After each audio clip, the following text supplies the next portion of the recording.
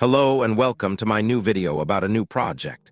An FPV camera motion controller, also known as a head tracker, built with two ESP32-C3 Zero boards and one ESP32-S3 AI Thinker Cam. This is how everything works. Unfortunately, due to poor Wi-Fi in my workshop, the streaming quality is not very good. However, I have optimized the settings to get the best possible streaming and high FPS for both this camera and the OV2640 camera. First, you need to upload the code to both ESP32-C3 Zero boards.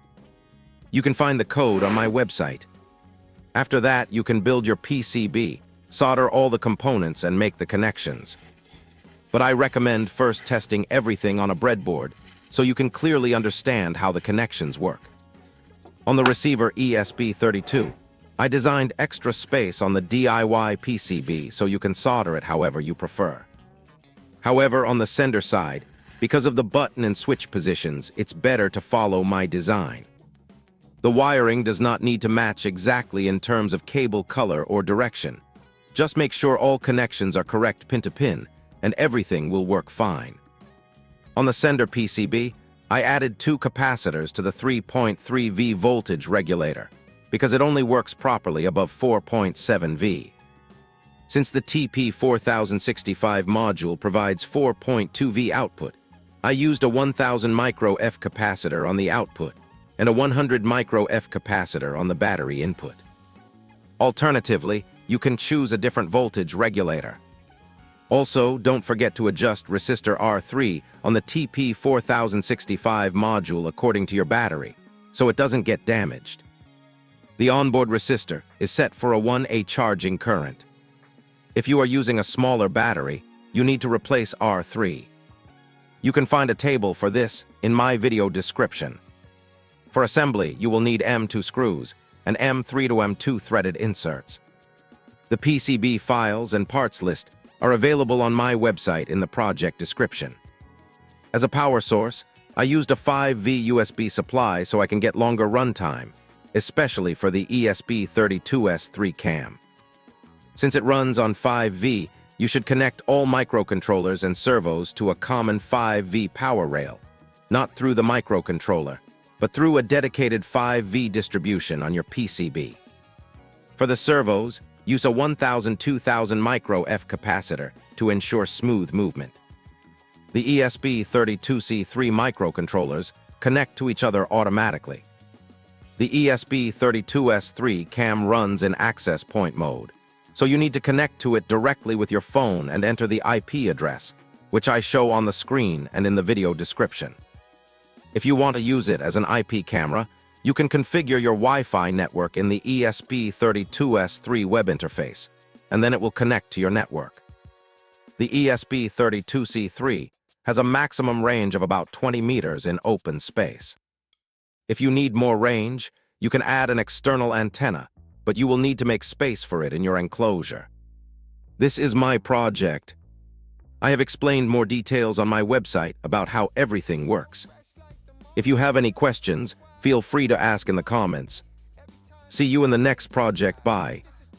Ich will das du nichts schreiben les richtig got it. Here is your full text in correct English, without leaving anything out, just cleaned up grammatically and clearly. Hello and welcome to my new video about a new project. An FPV camera motion controller, also known as a head tracker, built with two ESP32-C3 Zero boards and one ESP32-S3 AI Thinker Cam. This is how everything works.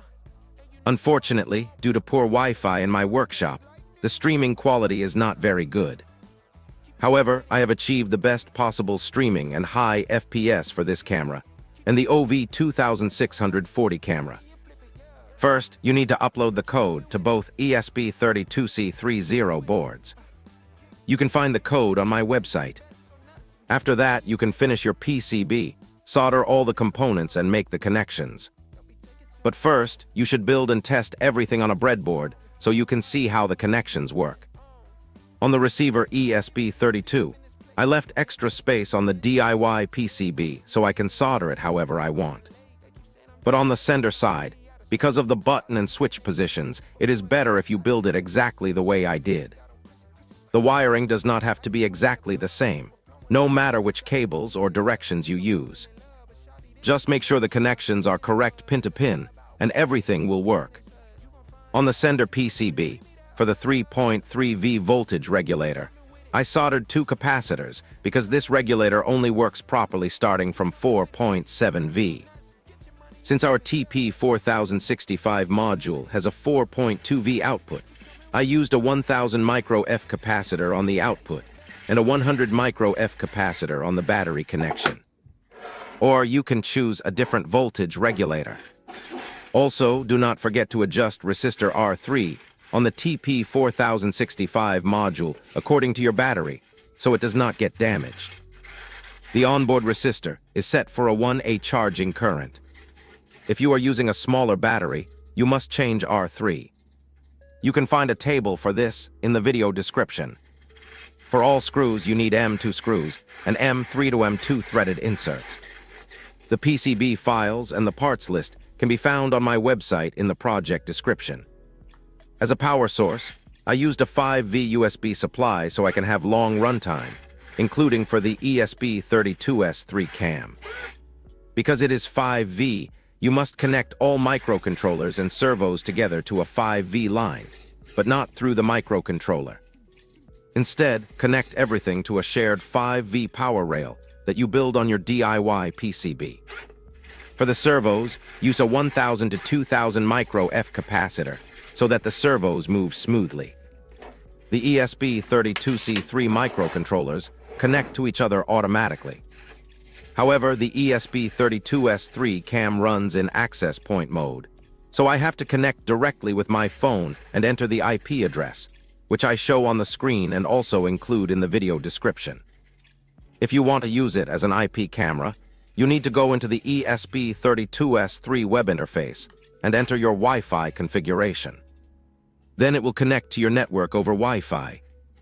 The ESP32-C3 has a maximum range of about 20 meters in open space. If you want more range, you need to use an external antenna. For that, you will need to make space in the enclosure. This is my project.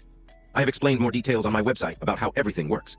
If you have any further questions, you can ask in the description. See you in the next project. Bye.